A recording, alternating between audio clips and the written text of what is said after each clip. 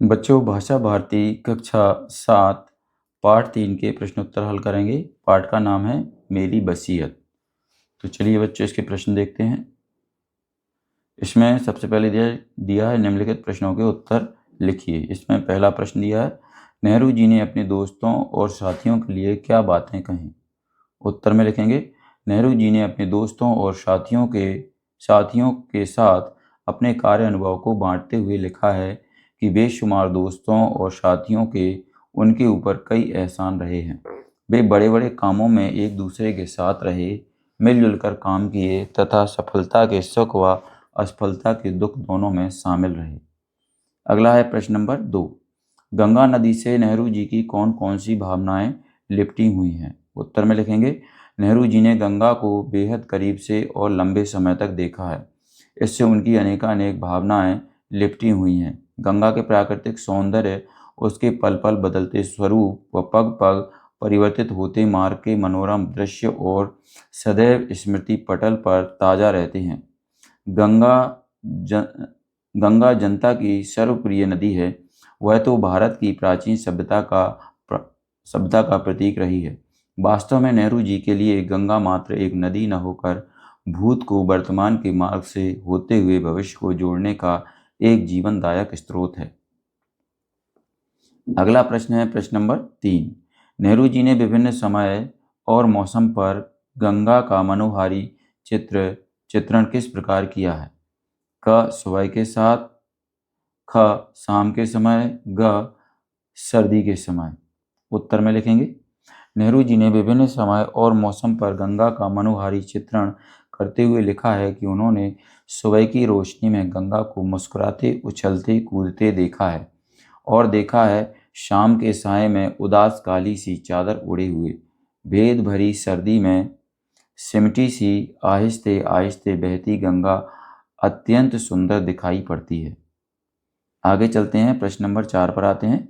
नेहरू जी ने अपनी वसीयत में मरने के बाद भस्म को कहाँ कहाँ डाल देने की इच्छा व्यक्त की है। उत्तर लिखेंगे, नेहरू जी ने अपनी वसीयत में मरने के बाद अपनी भस्म में से मुट्ठी भर गंगा में डालने तथा शेष हिस्से को भारत के उन खेतों में बिखेर देने की इच्छा व्यक्त की है जहां भारतीय किसान अपनी जीतोड़ मेहनत से अन्न उपजाते हैं। आगे भाषा अध्ययन है। इसमें प्रश्न नंबर 1 दिया है, निम्नलिखित शब्दों का शुद्ध उच्चारण कीजिए और लिखिए। यहाँ पर शब्द दिए हैं, मोहब्बत, बेशुमार, एहसान, शरीक, ताल्लुक, पौराणिक, स्मृतियाँ, फ़ख्र, उत्तराधिकारी, प्रेरणा, दरख्वास्त, पुष्टि, श्रद्धांजलि। चलिए उत्तर में लिखते हैं, प्रत्येक शब्द को ठीक उच्चारित करते सुंदर हस्तलेख में सावधानी पूर्वक इसको लिखना है। ठीक है, तो ये क्या करना है, इन जो शब्द दिए हैं इनको हमें क्या करना है, प्रत्येक शब्द को उच्चारित करके यानी बोल के और सुंदर राइटिंग में इसको लिखना है। चलिए अगले प्रश्न नंबर 2 पर, ना और भी उपसर्ग जोड़कर शब्द बनाइए। तो यहाँ पर उत्तर में देखिए, यहाँ पर ना जोड़कर और भी जोड़कर हमने ये शब्द बनाए हैं। तो इस तरीके से बच्चों आप भी अपनी फेयर कॉपी में इसको कंप्लीट कर लें। चलिए बच्चों, इसके बाद आगे बढ़ते हैं अगले प्रश्न की ओर। अगला प्रश्न है प्रश्न नंबर 3, निम्नलिखित शब्दों का अर्थ स्पष्ट करते हुए वाक्यों में प्रयोग कीजिए। अस्थियां, परंपरा, विजयगान, स्मृतियां, प्रेरणा, उत्तराधिकारी। उत्तर में लिखेंगे अस्थियां, हड्डियां। वाक्य प्रयोग, नेहरू जी की अस्थियों को पवित्र गंगा नदी में विसर्जित किया गया। खा है परंपरा, इसका मतलब है रीति रिवाज। वाक्य में प्रयोग करेंगे, अतिथि का देवता के समान स्वागत सत्कार भारतीय संस्कृति की प्रमुख परंपरा है। गा है विजयगान, इसका मतलब क्या है, जयगान। वाक्य में प्रयोग करेंगे, छत्रपति शिवाजी का विजयगान पूरे भारतवर्ष में होता था। घा पर आते हैं, स्मृतियाँ यानी यादें। वाक्य में प्रयोग करेंगे, वीर पुरुषों की मृत्यु के पश्चात भी उनकी स्मृतियाँ मानव मस्तिष्क में सदैव बनी रहती हैं। यह है प्रेरणा, उत्साहित करना, इसका मतलब क्या है, उत्साहित करना। वाक्य में प्रयोग करेंगे, सुरेश के बड़े भाई ने उसे वार्षिक परीक्षा में सर्वोत्तम परिणाम लाने के लिए भरपूर प्रेरणा दी। अगला है 4 नंबर का उत्तराधिकारी, बाद में प्राप्त होने वाला अधिकार। इसका अर्थ है बाद में प्राप्त होने वाला अधिकार। वाक्य में प्रयोग करेंगे, अहिल्याबाई को होलकर राज्य उत्तराधिकारी के रूप में प्राप्त हुआ। अगला है चौथा, निम्नलिखित वाक्यों में उपयुक्त स्थान पर नहीं और न द्वारा रिक्त स्थानों की पूर्ति कीजिए। तो चलिए यहाँ पर हमें रिक्त स्थान भरना है। तो इसमें का नंबर का प्रश्न है, का नंबर का खाली स्थान है, मैं आज सभा में, खाली स्थान भरेंगे नहीं जाऊंगा और न तुमको जाने दूंगा। खा में भरेंगे, माँ ने मुझे नाश्ता नहीं बनाने दिया और ना ही खुद बनाया। गा में भरेंगे, नेहरू जी ने कहा मेरे मरने के बाद कोई धार्मिक रस्में अदा, खाली स्थान में न भरेंगे, की जाएं, मैं ऐसी बातों को खाली स्थान में नहीं, फिर से भरेंगे, इसके बाद मानता। चलिए गा पर आते हैं, राजू को आज खेलने न दिया जाए क्योंकि उसने साला का कार्य पूरा नहीं किया है।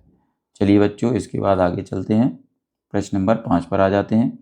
नीचे दिए उदाहरण के अनुसार वाक्यों को अलग कीजिए।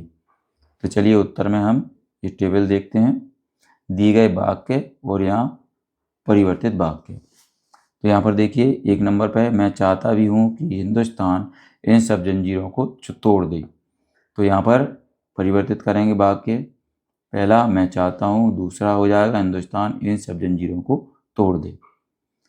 आगे चलते हैं, दूसरे नंबर पर आते हैं, मुझे यह भी अच्छी तरह मालूम है कि मैं भी इस जंजीर की एक कड़ी हूँ। तो इसमें पहले नंबर पर इसका होगा मुझे अच्छी तरह मालूम है, दूसरा होगा मैं भी इस जंजीर की एक कड़ी हूँ। इसके बाद तीसरा पढ़ेंगे, मैं यह दरख्वास्त करता हूँ कि मेरी भस्म की एक मुट्ठी इलाहाबाद के पास गंगा में डाल दी जाए। तो इसमें पहला बनेगा मैं दरख्वास्त करता हूँ, दूसरा बनेगा वाक्य मेरी भस्म की एक मुट्ठी इलाहाबाद के पास गंगा में डाल दी जाए। इसके बाद चौथे पर आते हैं, मैं चाहता हूँ कि भस्म को हवाई जहाज में ऊंचाई पर ले जाकर बिखेर दिया जाए। तो पहला वाक्य बनेगा मैं चाहता हूँ, दूसरा वाक्य बनेगा भस्म को हवाई जहाज में ऊंचाई पर ले जाकर बिखेर दिया जाए। चलिए इसके बाद आगे बढ़ते हैं, अगला है प्रश्न नंबर 6। निम्नलिखित वाक्यों में रिक्त स्थानों की पूर्ति दिए गए विकल्पों में से छांटकर कीजिए। इसमें का नंबर के खाली स्थान भरेंगे विकल्प 2 गंगा। इसके बाद खा नंबर के खाली स्थान भरेंगे ऑप्शन 3 एक। यहाँ पर जैसे मैं भर देता हूँ गंगा, यहाँ पर गंगा आ जाएगा और यहाँ पर आ जाएगा एक। इसके बाद गा में आएगा वे। चलिए यहाँ पर ही हमारा अध्याय पार्ट 3 समाप्त हो चुका है। अगर आपको हमारा ये वीडियो अच्छा लगता है तो इसको लाइक करें, अपने दोस्तों के साथ शेयर भी करें। इसी तरीके के और भी वीडियो पाने के लिए हमारे इस चैनल को सब्सक्राइब करना न भूलें। धन्यवाद।